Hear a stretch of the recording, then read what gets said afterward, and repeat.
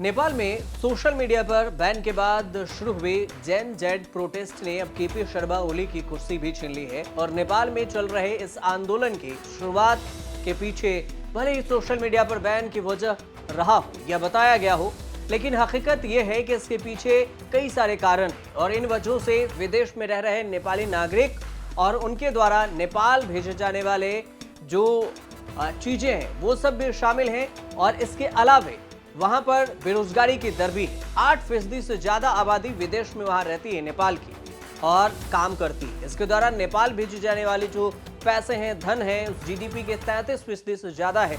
और इस मामले में टोंगा और लेबनान नेपाल पहले आते हैं।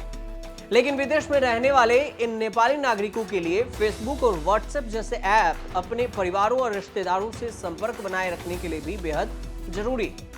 अब नेपाल की जनसंख्या 30 मिलियन से ज्यादा है। इसमें 16 से 25 साल की उम्र के युवाओं की संख्या 20% से ज्यादा है। 16 से 40 साल के बीच के युवा मतलब 40% हैं। काठमांडू स्थित दक्षिण एशियाई के रिसर्च सेंटर की माने और अधिकारी के माने तो उनके अनुसार से नेपाल की जनसंख्या से जुड़े हुए ये आंकड़े नेपाल के युवा उभार और जनसंख्या लामश उजागर कर रही है। लेकिन बात यह है कि देश में कानून और व्यवस्था पूरी तरह से बिगड़ गई है और इसलिए अब सेना हालात को संभालने में लगी है और आगे आई है। सेना ने पूरे देश की जिम्मेदारी अपने हाथों में ले लिया है और अब इसकी नजरें सेना प्रमुख अशोक राज सिंगडेल पर टिकी है। इस मुश्किल स्थिति में नेपाल को शांति और स्थिरता की ओर ले जाने की कोशिश सिंगडेल ही कर रहे हैं। देश के नाम संबोधन में आर्मी चीफ अशोक राज सिंगडेल का कहना हुआ कि हम प्रदर्शन करने वाले युवाओं से अपील करते हैं कि वे अपना विरोध रोकें और देश के लिए शांति से बातचीत करके आगे आएं। सेना प्रमुख ने यह भी कहा है कि इस मुश्किल हालात को ठीक करना होगा। देश की ऐतिहासिक जगहों, सार्वजनिक और निजी संपत्तियों की रक्षा करनी है और साथ ही आम लोगों और विदेशी दूतावास की भी सुरक्षा जरूरी है।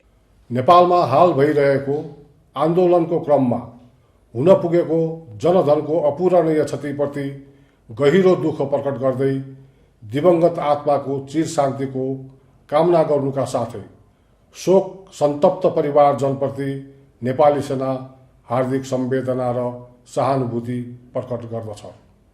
साथै घाइते बिरामीहरूको शीघ्र स्वास्थ्य लाभको कामना समेत गर्दछौं।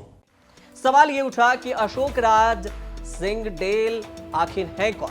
तो जनरल सिंगडेल का जन्म 1 फरवरी 1967 को नेपाल में ही हुआ था।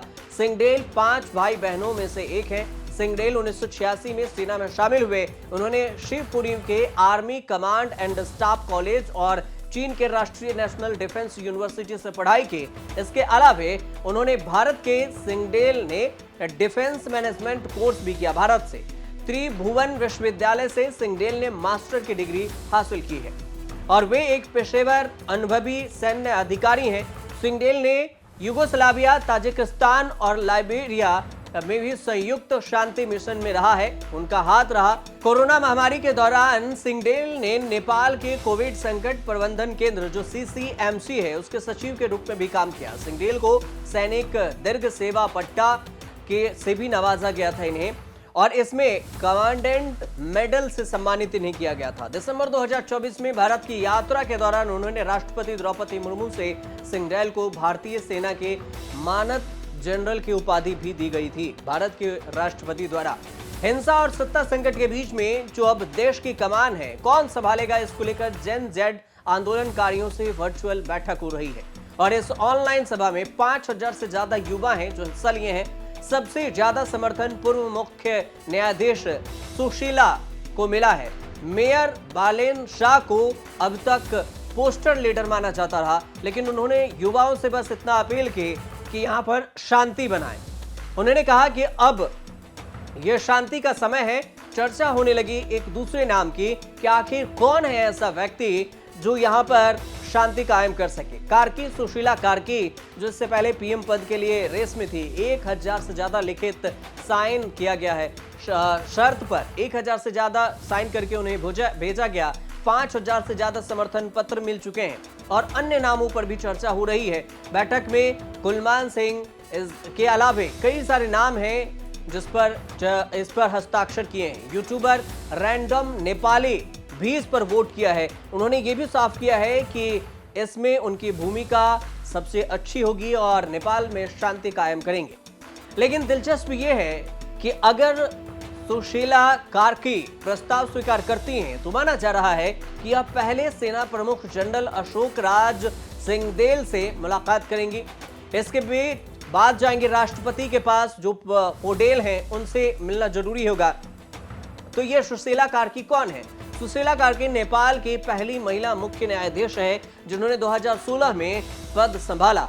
उन्होंने अपने करियर की शुरुआत शिक्षक के रूप में की और बाद में सुप्रीम कोर्ट की जज बनी, नेपाल सुप्रीम कोर्ट की। कार्की भ्रष्टाचार मामलों में बेखौफ और सख्त रुख के लिए मानी जाती हैं। वह 2006 में संवैधानिक मसौदा समिति के सदस्य भी रह चुके हैं। 2009 में उन्हें सुप्रीम कोर्ट के एड हॉक जज में नियुक्ति मिली थी। 2010 में अस्थायी जज बनी। 2016 में उन्होंने पहले कार्यवाहक फिर अस्थायी मुख्य न्यायाधीश के रूप में पद संभाला। BHU वाराणसी से राजनीतिक विज्ञान में उन्होंने ग्रेजुएशन किया। इसके अलावा नेपाल में महिलाओं के लिए समानता और संवैधानिक अधिकारियों की दिशा में एक ऐतिहासिक कदम भी वो उठाई है और इसकी चर्चा हो रही है। लेकिन सबसे बड़ी बात यह है कि जिस तरह से नेपाल में जेन जेड ने प्रदर्शन किया और जिस तरह नेपाल को बर्बादी के कगार पर खड़ा कर दिया है, उसमें KP शर्मा ओली का नाम पहले नंबर पर आता है प्रदर्शनकारियों की तरफ से। दूसरे नंबर पर है सुदन गुरुंग का और इसके अलावा बालेंद्र शाह भी हैं जो कि काठमांडू से मेयर हैं। इन तीनों के नाम की चर्चा है क्योंकि इन तीनों के सपोर्ट रहे हैं। कहीं ना कहीं इन दो ने इस पूरे प्रदर्शन को उकसाया KP शर्मा ओली के खिलाफ। KP शर्मा ओली खुद अपने पद पर बने रहे, इस्तीफा नहीं दिया। जब नेपाल में इतने भयावह विद्रोह हो गए उसके बाद KP शर्मा अपने पद से इस्तीफा दिए। अब नए जो नेपाल को चलाने के लिए प्रधानमंत्री प्रमुख के ढूंढा जा रहा है कि जो कि भ्रष्टाचार विरोधी हो, भ्रष्टाचार ना हो सके, नेपाल में रोजगार दे और युवाओं की बात सुने। जेन जेड जिसे युवा जो 18 से 25 साल के हैं उसे जेन जेड कहा जाता है। अब ये जिन नामों पर सहमति बनाएंगे वही नेपाल को चलाएगा, नेपाल में शांति कायम करेगा। लेकिन चर्चा देश भर में हो रही है। इधर से भारत की देखें तो भारत में नेपाल के स्थिति को देखते हुए सुरक्षा व्यवस्था हाई अलर्ट कर दिया गया है, क्योंकि भारत में इस सुरक्षा व्यवस्था को हाई अलर्ट इसलिए किया कि नेपाल का असर कहीं देखने को न मिले। वहीं 500 से ज्यादा जो कैदी हैं नेपाल से फरार हो गए हैं और इस सब के बीच में कुछ बदलती तस्वीरें भी दिख रही है। उसमें से ये कि जिस जेन जेड ने विरोध प्रदर्शन किया, तोड़फोड़ किया, अब वही नेपाल के सड़कों की सफाई भी कर रहे हैं और यहां आग बुझाने का काम कर रहे हैं। पहले आग लगाया, फिर आगों को बुझाया। बैंक भी लूटे गए जिसमें जेन जेड कह रहे हैं कि हम इस बैंक लूटने में शामिल नहीं है, ये बैंक लूटने वाला कोई और ही था। हालांकि कौन था ये अभी तक पता नहीं चला और इस पर बहुत सारे अपडेट हैं जो एक एक करा रहे हैं। आपको अगर इससे जो ज्यादा जानकारी है वो हम आपको तो पहुंचाते रहते हैं। फिलहाल जो जानकारी हमने पहुंचाई है सबसे लेटेस्ट थी और आपको सही लगे तो हमारे चैनल से जरूर जुड़िए, सब्सक्राइब कीजिए, शेयर कीजिए, कमेंट कीजिए और देखते रहिए न्यूज़ तक।